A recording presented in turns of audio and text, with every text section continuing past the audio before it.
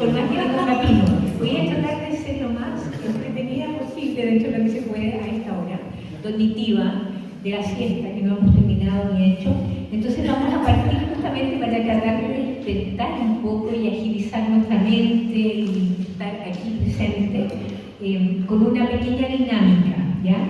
Les había dicho la Mónica en la mañana que la motivación que me pidieron a mí es un poquito iluminar cómo puede ser nuestro apostolado desde el carisma de Schoenstatt, ¿ya? Entonces vamos a usar un método que va a explicar Claudio cómo funciona, que es el famoso Mentimeter, que uno da unas respuestas por el celular, ya les va a decir cómo se hace, y esas respuestas van apareciendo de una manera muy entretenida en la pantalla. En la medida en que ustedes van respondiendo, va apareciendo y se va agrandando el concepto o los conceptos que están más escogidos por el público aquí presente. Hay características, ahí viene, ¿no? La idea es que ustedes, previo a que yo haga esa pequeña motivación, se den un minuto de silencio para preguntarse, cada uno personalmente, en su celular, o sea, en su mente, y después lo ponen en el celular, cuáles creen ustedes que son 3 características irrenunciables de un verdadero apostolado schoenstattiano, ¿ya? No está tan fácil porque hay muchas cosas que no podía mencionar, pero si yo dijera qué es lo irrenunciable desde nuestro carisma, ¿qué diría que es? Pero eso no es una explicación, sino que tiene que ser una palabra. Entonces, vamos a hacer una pequeña, igual copiense, da lo mismo, pero vamos a hacer un pequeño ejercicio. Alguien nombre una palabra que le parezca que es una característica irrenunciable del apostolado desde Schoenstatt. Alianza, por ejemplo. Otra manera de decir lo mismo, que no fuera alianza, variante, por ejemplo. Etcétera. Que no se copien, que no se copien. No se copien y no se queden por el ejemplo, pero esa es la idea, que yo diga 3 palabras que de alguna manera tienen que estar sí o sí presentes en cualquier apostolado que realmente se diga Schoenstattiano. Y renueva la faz de la tierra, envía tu Espíritu, Señor, y renueva la faz de la tierra. ¿Cuántos días? Vi que ahí se está moviendo, ahí se nota bien.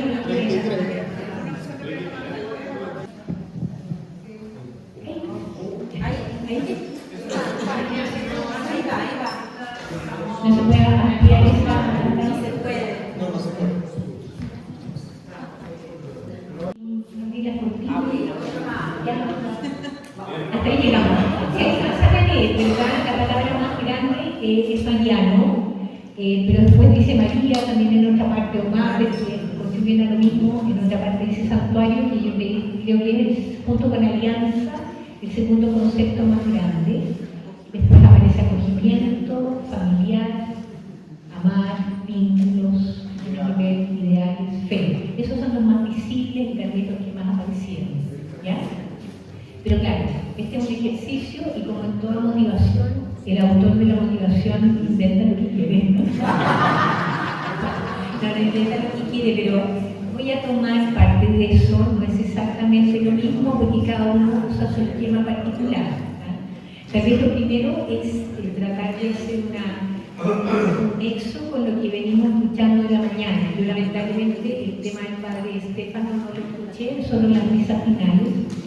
No sé de qué era, pero me parece que estuvo entretenido. Y la primera pregunta es ¿por qué es tan importante que nuestro apostolado tenga la marca Schoenstatt o que sea desde nuestro carisma? Es como una pregunta de perogrullo, pero ¿qué les parece a ustedes? ¿Qué tiene que ver eso con el soplido, el Espíritu Santo? Es parte de los viejos temas antiquísimos que hemos escuchado millones de veces. El Espíritu Santo es el que suscita los carismas dentro de la iglesia, ¿no?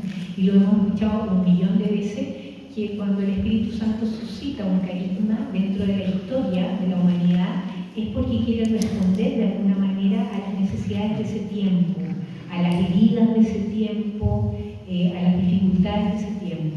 Y por eso cuenta o da por por hecho que cada familia que ha recibido un carisma lo viva, ¿no?, lo más fielmente posible, porque si esa familia que ha sido llamada a la existencia con ese carisma no cumple su propia misión, nadie la va a cumplir por ella, ¿verdad?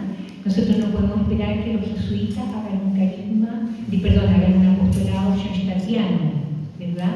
Y tampoco la idea es que nosotros hagamos un apostolado desde la perspectiva jesuita. Nos podemos complementar en muchas cosas, pero el Espíritu Santo y Dios, que nos ha creado, cuenta con que cada uno sea fiel a sí mismo, al llamado que recibió, a la vocación que recibió, y que desde ese carisma sea capaz de regalar y entregar lo que se supone que está llamado a entregar, ¿ya? Por eso creo que es una respuesta un poquito como de perogrullo, pero que siempre es importante ser consciente de nuevo, no es porque seamos fanáticos de lo nuestro, pero sí queremos ser fieles a lo nuestro, valorarlo y regalarlo realmente como el Espíritu Santo lo pensó cuando se lo regaló a nuestro propio fundador. Por eso, si uno se pregunta en forma global y general, ¿cuál es la primera condición para que un apostolado realmente sea desde la espiritualidad propia, o yo lo puse en forma más simple, que lleve la marca Schoenstatt? Hay muchas empresas multinacionales como el McDonald's, como el Hyatt, como no sé qué más me pueden decir ustedes, que tienen filiales en muchas partes del mundo, pero en todas se certifica, o de alguna manera se ponen algunos parámetros que hacen estándar la producción de ese producto, que se llame lo que se llame, y que de alguna manera hace que yo consuma McDonald's en Australia, en Chile o en Brasil y sea lo mismo, ¿verdad? Yo experimente que es el mismo sabor, que son las mismas combinaciones, en fin. Y eso garantiza que esa marca es fiable, ¿cierto? Con las semillas me imagino que pasa lo mismo. En realidad, en cualquier ámbito en el que trabajemos, eso corresponde, por decir así, a los estándares internacionales en relación a un trabajo bien hecho, ¿ya? A una marca que está consolidada, que tiene algún prestigio. Y de alguna manera uno podría aplicar eso analógicamente a nuestro propio carisma, ¿verdad? Por eso, para que un apostolado realmente sea desde el carisma, tal vez lo primero que habría que decir es que tiene que ser una parte, o que tiene que estar dentro del gran contexto de la misión de Schoenstatt. La misión de Schoenstatt, ¿me la pueden decir a coro? ¿Cuál es la gran misión a la que está llamado el movimiento apostólico de Schoenstatt? Es gigantesca, genérica. La renovación del mundo en Cristo, dicho en corto, pero uno podría ampliar esta, me va a servir a mí para mi charla, pero es así, no lo estoy inventando yo. En realidad es desde el santuario colaboramos con la renovación mariana del mundo en Cristo, ¿ya? Esa podría ser como la definición más completa de la gran misión de Schoenstatt, que después tiene unos fines parciales, tiene una pedagogía, tiene una espiritualidad definida y acentos puestos en algunos aspectos, pero que la podríamos sintetizar con la totalidad de sus elementos más importantes así, ¿no? Colaboramos desde el santuario, colaboramos con la renovación mariana del mundo en Cristo. Entonces, con esta definición nos vamos a ir parte por parte tratando de resumir cuáles serían, por decir así, esos elementos que certifican que nuestro apostolado va a llevar la marca Schoenstatt. El primero, voy a comenzar desde el final, es la renovación del mundo en Cristo, ¿ya? También parece como de perogrullo, porque uno diría, claro, todo apostolado tiene relación con Cristo. Hoy día me encantó las palabras de Monseñor, porque me hicieron mucho sentido, ¿ah? Cuando él dijo el medio con el que uno realiza el apostolado se termina de convertir en el apostolado mismo, ¿cierto? Y por eso hizo referencia a la palabra. Y cuando habló de la palabra y de las distintas connotaciones que tiene, o de las implicancias importancia que tiene, también dijo algo que creo que es fundamental y muy certero, que es esa palabra de qué habla, de lo que aquilató mi corazón. También dicho en otra forma más sencilla, de qué habla la boca y lo que redunda en el corazón. También lo decimos así, o sea, lo que nosotros transmitimos o lo que queremos transmitir es lo que habita en nuestro corazón. Eso es lo que hace nuestro principal apostolado. No es un conocimiento en primer lugar, sino es lo que vive, lo que vibra en mi corazón y que está unido, como él decía muy lindo, también a esa fuente. No es que nosotros hagamos cosas para Dios y eso sea lo que nos entusiasma, sino que nos entusiasma a Dios, que tiene cositas en las que le podemos ayudar, ¿verdad? Por aquí o por allá. Entonces, yo creo que hemos hablado de este tema en otras oportunidades y esto sencillamente es un recuerdo, un recordatorio. Si yo les contara a ustedes qué hace la gran diferencia entre una acción filantrópica cualquiera, por ejemplo, participo en una ONG que salva ballenas, tengo una sobrina que trabaja en eso, o estoy, no sé, juntando dinero para los niños en Etiopía y un apostolado en Shanghái. ¿Qué hace la gran diferencia? Siendo ambas, pongámonos en el caso de los niños que pasan hambre mejor, ¿ya? O de la educación de los pueblos, no sé, de la India. ¿Cuál es la gran diferencia entre un apostolado y esa acción filantrópica?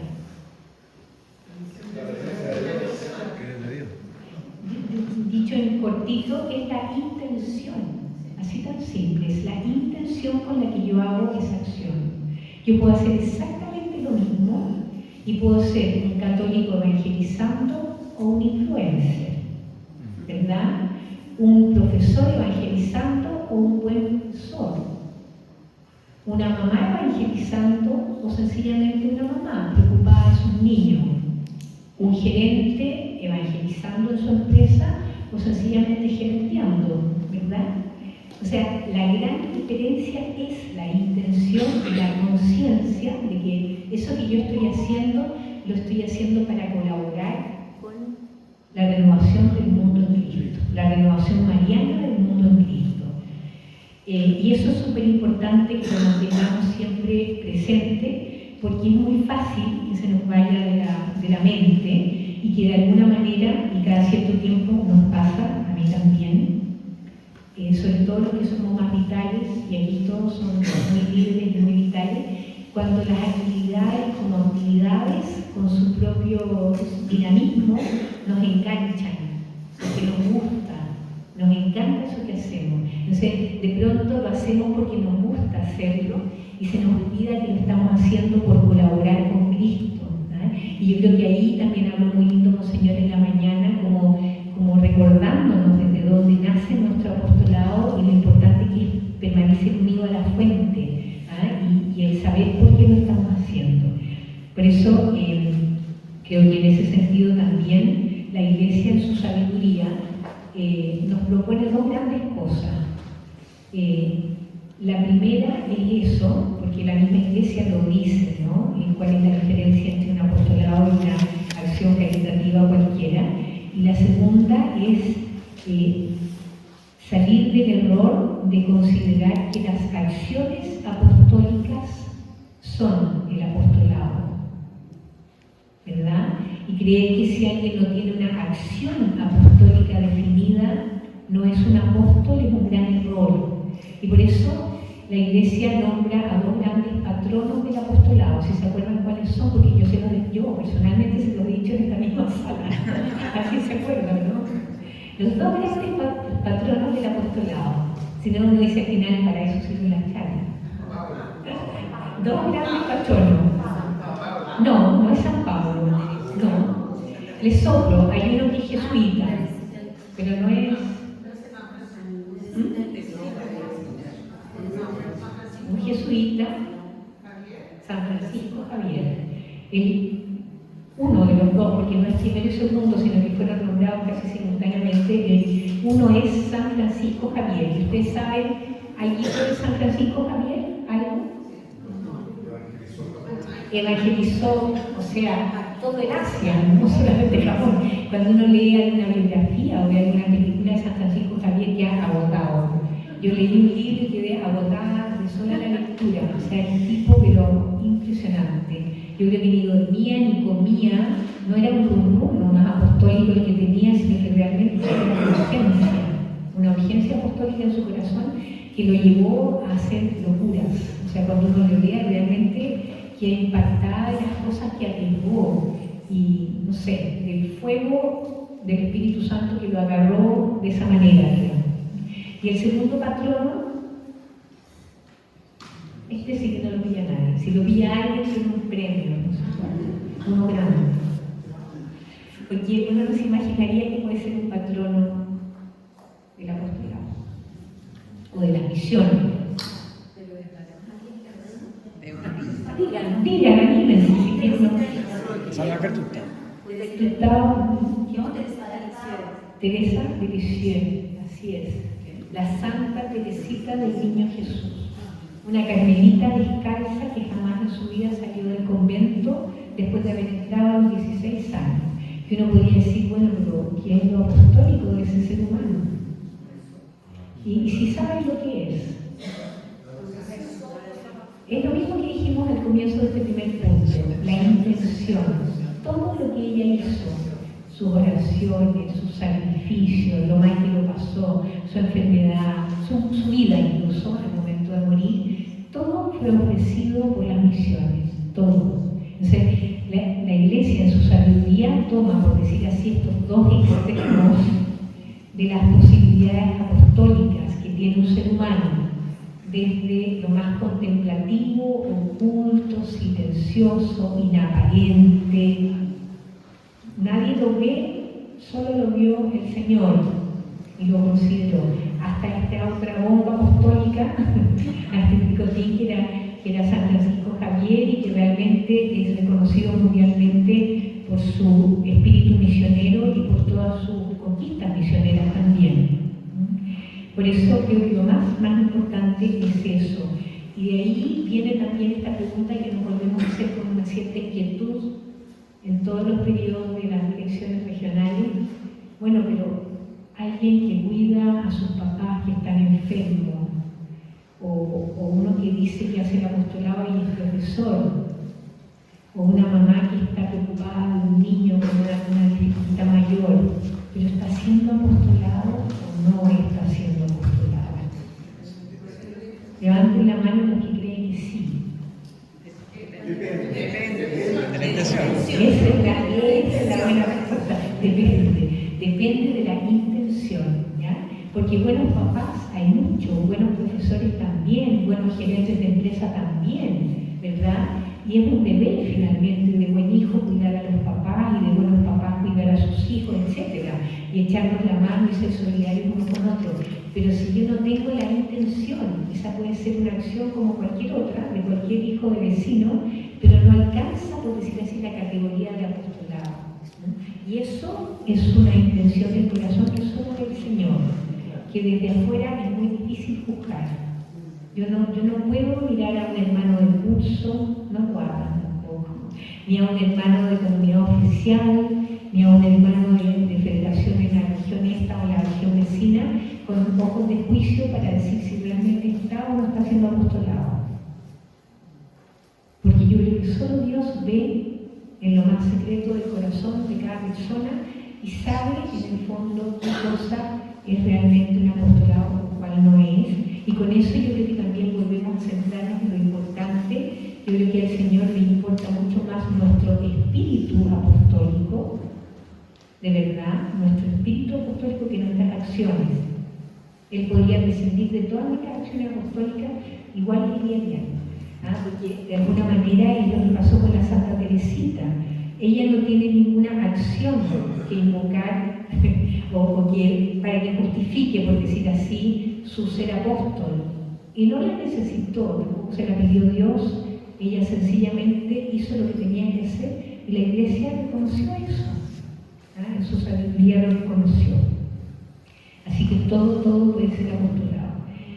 Ese es el primer punto. O sea, nuestro apostolado tiene que participar dentro de esta gran misión misión. Por suerte la misión de Schoenstatt es tan amplia y es tan universal que todo cabe.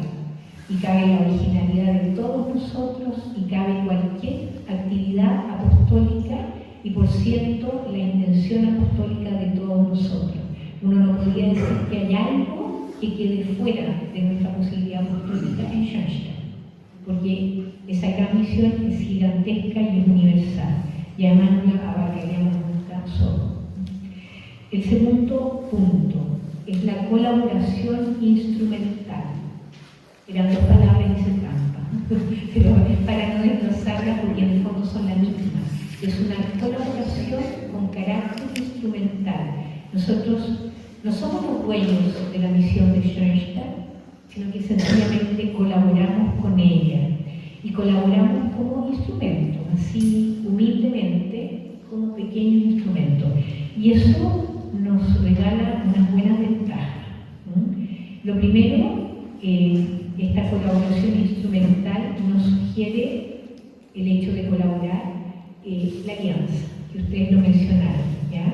Que en el fondo es el nada sin ti, nada sin nosotros. No hacemos nada separados de la Virgen y separados de nuestra alianza.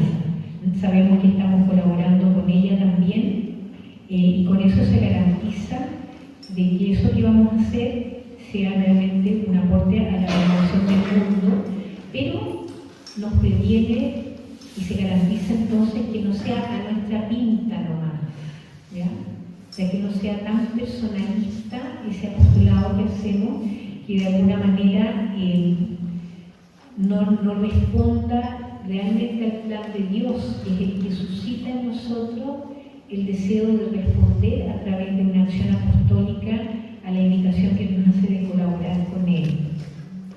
También nos inmuniza, creo yo, muchísimo contra el desánimo.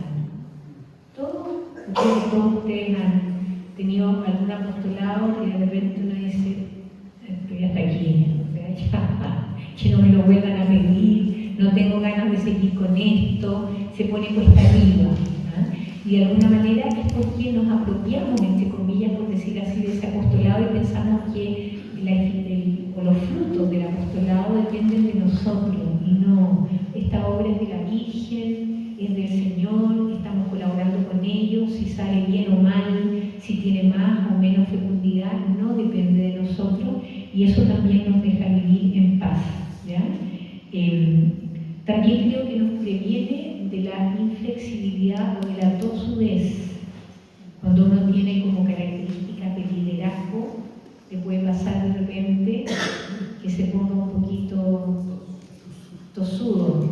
Y eso viene un poquito a veces sin querer, porque yo creo que no es intencional, un poquito como de la soberbia de pensar que es así. No es así, ni es asá, ni es con la complementación tuya, sino que es así. Y si no es así, como que no es, ¿verdad? Y que hace que muchas veces también, en vez de colaborar, nos peleamos. Y en vez de que el apostolado resulte entre todos, se convierte en cosa de uno solo y muchas veces no da la profundidad que debería dar. Y que a veces nos pasa que nos desgastamos más en ponernos de acuerdo que en que resulte la cosa. Y también eso es parte de la inflexibilidad y de la tosudez. O sea, ese no abrirse a la complementación produce que a veces haya gente que prefiere hacerlo solo. No, es que solo es más fácil. Claro que es más fácil. Y que yo lo haga todo, claro que es mucho más fácil.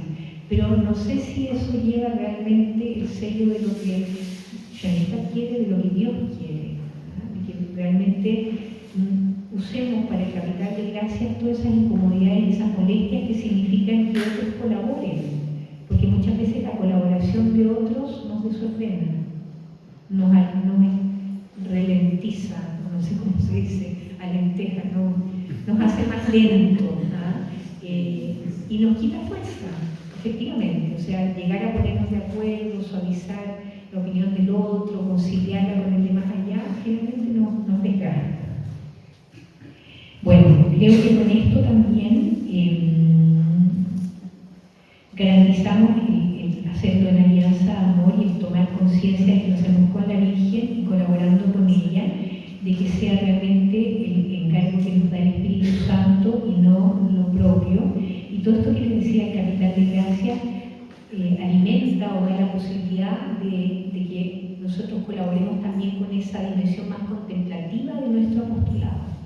Y ojalá uno siempre pensara, cuando se le atraviesan las dificultades en un apostolado concreto, voy a nombrar cosas concretas. Ejemplo, somos coordinadores de la familia. Varios de ustedes han sido coordinadores, son ahora. Y a veces uno querría eliminar a alguien para evitarse el problema. ¿Ya? Tenemos dificultades con los coros de las misas. Y se convierte en un problema gigantesco y uno querría que desaparezca el coro tal o el coro cual, porque lo único que hace es devolver el gallinero en vez de colaborar a que la cosa funcione. Siempre mirar esa dificultad como una posibilidad de aportar al capital de gracias enriquece nuestro apostolado. Le baja harta rayita, ¿verdad? Como a la indignación que a uno le pueda producir esta persona o esta otra que está entorpeciendo, pero a la vez yo creo que valora infinitamente a los ojos de Dios el que no sea solo una acción, sino que también sea un ofrecimiento. Y de pasadita, también en la perspectiva instrumental, pule al instrumento. Porque muchas veces por esos encargos que hemos recibido, que son un poquito más complejos, porque además nos critican, encima que estamos gastando tiempo y estamos quemándonos las pestañas como jefes de fortalecimiento, como coordinadores de familia, como jefes de rama, encima nos critican. Nos critican los asesores, nos critican los jefes de grupo, nos critican los amigos del lado, nos critican nuestros hermanos de federación, que hazlo así, que hazlo así, y todas esas cosas como que nos molestan. Pero de verdad cuando uno aprende a entenderlo como una estrategia de Dios para pulirme a mí personalmente como instrumento, la aprovecho. O sea, aprovecho la oportunidad y realmente de eso salgo fortalecido. Y muchas veces el Señor nos está preparando para la siguiente etapa de complejidad. Pasamos de la etapa 1 a la 2. Y es más complejo, o sea, a la medida que nos van dando otros cargos y otras tareas, también lo vamos recibiendo.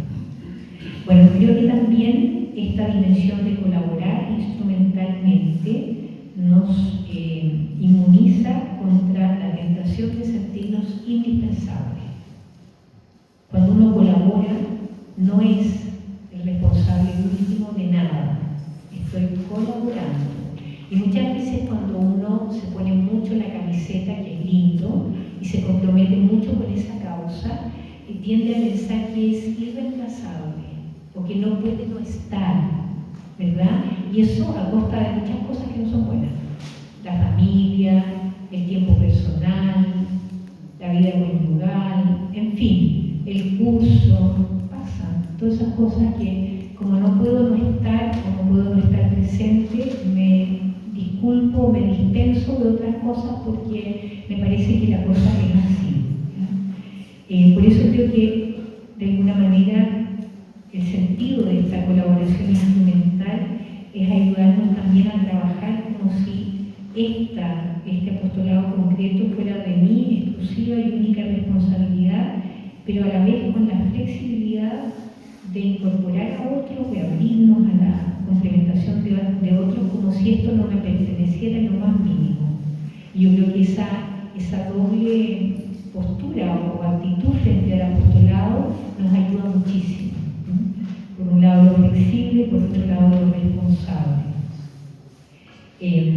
Yo creo que también eso ayuda a que cuando alguien asume el apostolado que yo dejo, por ejemplo la coordinación de familia, la jefatura de la rama o lo que sea posible que continúen en la misma línea y que no nos pase lo que nos pasa muchas veces en Schoenstatt, que alguien empieza algo, se va y eso se acaba. O el que viene vuelve a empezar de cero. O sea, no damos pasos sobre lo que ya está construido, sino que volvemos a empezar desde la nada y eso evidentemente que desgasta muchísimo. Qué bonito es cuando un apostolado realmente consigue esa doble actitud de responsabilidad y a la vez de flexibilidad y de apertura, porque en el tiempo se va perfeccionando incluso. Pienso en el fondo. Bluetooth disconnected. No soy yo. O pienso, por ejemplo, en la catequesis de novio. Hay muchas iniciativas que han partido desde Schoenstatt y que han prosperado en el tiempo, como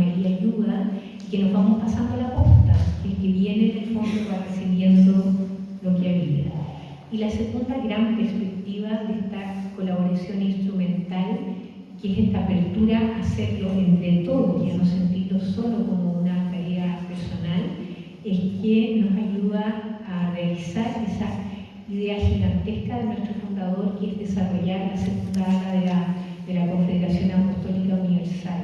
Él pensaba que nuestra colaboración interna como Schoenstatt, entre ramas, entre comunidades, tenía que ser tan ejemplar que le sirviera a la Iglesia como modelo para la coordinación de las fuerzas apostólicas eclesiales. Y si uno lo piensa, a veces estamos un poquito lejos, ¿verdad? A veces es tanto lo que la llamamos adentro que difícilmente podemos hacer ejemplo para afuera.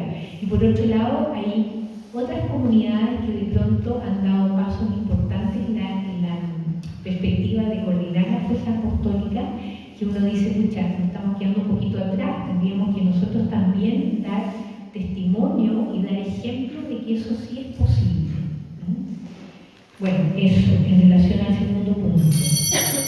Gracias, ya solo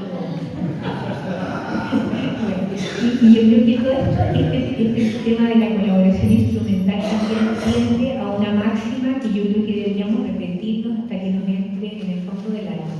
Cada liderazgo dentro de Schoenstatt tendría que procurar que muchos hagan un poquito y no que pocos hagan mucho, porque yo creo que ese es un vicio que nos persigue en todas partes, y que cuando algún jefe descubre que la clave es que muchos hagan poquito, aunque él quede 3 pasos atrás y no haga nada, incluso nada, eso es mucho mejor y eso es mucho más apropiado para la manera de ejercer nuestro apostolado que lo otro, que pocos hagan mucho, que al final cansa, desgasta y aburre, y cuando uno termina su apostolado concreto de acción, quiere año sabático, 1, 2, 3, depende de cómo fue, de atormentador el tiempo que estuvimos haciendo algo. Entonces dijimos lo primero, participación en la gran misión de Schoenstatt. Segundo, la colaboración instrumental. Tercero, el sello mariano. Es la colaboración mariana para la renovación del mundo en Cristo. Se podría decir mucho. Hemos hablado muchas veces de esto. El retiro pasado fue completo sobre el modo de María. Por eso voy a pasar rapidito por este punto, porque yo creo que sí lo conocemos, ¿ya? Yo traté de definir el apostolado mariano con un sinónimo en 3 palabras. Yo creo que lo mariano es sinónimo de lo armónico, de lo delicado y de lo personal. Yo creo que con esto toco algunas de las palabras que ustedes también escribieron ahí. De lo armónico, porque obviamente que nuestros apostolados son acciones apostólicas unidas a la oración. O sea, son, por decir así, actos naturales de fraternidad, de solidaridad, de educación, de lo que sea, pero unidos a Dios, que fue el primer punto concreto. También son servicios parciales, pero que tienen que tomar en cuenta a la persona total. Cada vez que nosotros hacemos un servicio, aunque sea enano y muy parcial, incluso juntamos alimentos para llevar a una parte, no puede faltar la visión sobre la persona total, no la podemos dejar fuera nunca. Yo creo que ese es el sello de los vínculos de lo personal. También son servicios que siempre tendrían que tener un nombre propio, un rostro, tomar en cuenta a la persona original tal como es. Aquí, por ejemplo, un pequeño ejemplo. La familia Lustino, con la que yo trabajé unos años, tiene hace muchos años una acción social con Reñaca Más Alto, que es un sector muy vulnerable y muy pobre, y todos los años motivan de una manera increíble para que la gente se inscriba y colabore con las canastas familiares. Y cada año juntan más, en fin. Pero es muy bonito porque todos los años la canasta tiene algún detalle personal. Un año invitaron a cada familia, de las 250 canastas, a 250 familias que le escribieran una carta a esa familia que va a recibir la cajita. Otro año hicieron un pesebre, le pusieron una letrita. O sea, siempre tiene algo personal, que no es solamente la donación material, sino también el compromiso con la persona concreta. Y creo que también un cuarto puntito es que es un servicio que de alguna manera evita el paternalismo y que trata de promover a la persona para despertar sus fuerzas, para que sea dignificada en la ayuda que se le da, la que sea, en cualquier ámbito, psicológico, material, social, de cualquier especie. Me importa que esa persona descubra que tiene un potencial que puede desarrollar, que puede ayudarse a sí misma, no solo que va a depender de la calidad de alguien, sino que puede salir adelante. Y el último sello, el cuarto, tiene que ver con la vinculación al santuario, que también lo dijeron muy bonito. Yo creo que un apostolado verdadero, un apostolado schoenstattiano verdadero, parte desde el santuario, es hecho desde el santuario de nuestro corazón y termina en el santuario, ¿ya? Sea que nosotros podamos llevar o no llevar a las personas que están recibiendo nuestra acción directa al santuario. Sin embargo, es en la alianza de amor con la Virgen, y de esa manera yo creo que respondemos también a un anhelo de nuestro fundador, que en el año 33, no sé si se acuerdan, pero hubo muchas dificultades del episcopado alemán con Schoenstatt, porque sentían que tenía mucha fecundidad y entusiasmó a mucha gente, que había muchas parroquias en Alemania donde había curas que se hicieron schoenstattianos y que tenían grupos de juventud, de matrimonios de señoras, y entonces empezaron un poquito como a acorralar al padre. Después se salvó de eso porque vino la guerra, ¿no? Pero hubo una época bien crítica, y el año 33 incluso un obispo le preguntó directamente al padre fundador por el secreto de la fecundidad de Schoenstatt. Él quería saber por qué se había puesto tan de moda, por qué era lo que respaldaba, por decir así, esa expansión tan gigantesca que tuvo el movimiento a nivel, en el fondo nacional, ¿no? Y ustedes saben qué fue lo que le respondió nuestro fundador. ¿Cuál es el secreto de la fecundidad de Schoenstatt? ¿No? Bueno, hay un libro entero que se llama así, está bueno leerlo, está interesante, pero lo voy a leer textual para no echar palabras afuera. Él define esta extraordinaria vitalidad y fecundidad en Schoenstatt como producto de la vinculación local y de la fecundidad universal de la madre en el santuario, como consecuencia de la libre acción de la gracia y la libre cooperación personal humana. La vinculación local y la fecundidad universal, producto de la vinculación con la madre en el santuario, y ahí en el fondo menciona el nada sin ti, nada sin nosotros, la libre cooperación de la gracia y la libre cooperación humana. Toma en el fondo el conjunto completo. Yo creo que si uno quiere que sus apostolados realmente tengan fecundidad y respondan a ese secreto de Schoenstatt, no puede ser sin el santuario. Entonces, creo que una pregunta importante es cómo es mi vinculación personal con el santuario, que no puede ser solamente la del domingo porque tengo turno de, soy ministro de la comunión, también se vale, pero no es suficiente, ¿ya? O porque yo tengo turno de coro, de lo que sea en el santuario, entonces voy el domingo. Tendría que ser personal, no basta que sea en el santuario hogar. Es lindo que nosotros tengamos una vinculación profunda en nuestro santuario hogar y que efectivamente es el santuario filial en mi casa, pero no suficiente. Si yo no puedo ir a los 18, ojalá que ningún federado faltara nunca un 18 a la misa, ¿verdad? Yo creo que con eso somos un testimonio para el resto de las ramas de nuestra familia, para la liga. Si nosotros que somos el motor de Schoenstatt no nos vamos a llenar de gasolina aunque esté cara, que a veces el santuario está lejos, o hace frío, o es incómodo, o me voy a ir sin comer, o sin tomar once. Sin embargo, vale la pena ese esfuerzo, porque yo creo que es lo que alimenta nuestro apostolado muy de fondo. Por eso, imposible dejarlo afuera. Voy a llegar hasta ahí. Creo que está hecho lo más importante, se me pasó el tiempo además, y hay 4 preguntas, tres preguntas para conversar ahora en grupo. Van a trabajar en grupos mixtos, ¿verdad? ¿Sí? Y son muy simples.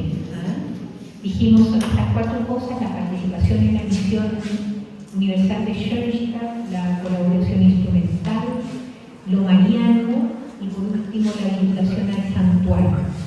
La idea es que se dejen unos momentos de silencio primero, antes de partir con el intercambio, y que cada uno mire de sus apostolados. Puede ser no el actual, sino que alguno que yo haya hecho en algún momento de mi vida, y que yo descubra, aquí estuvo súper nítida esta característica del sello schoenstattiano. Aquí me lo podía certificar de dos maneras, ¿verdad?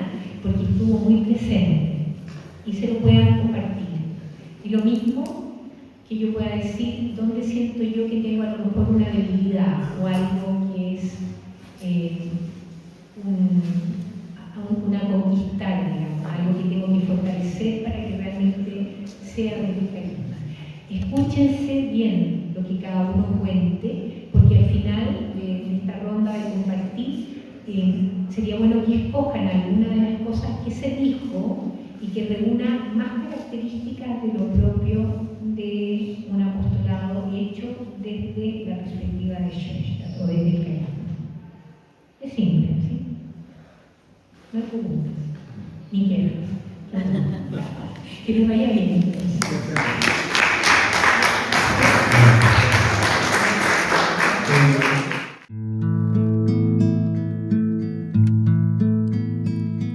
Envía tu Espíritu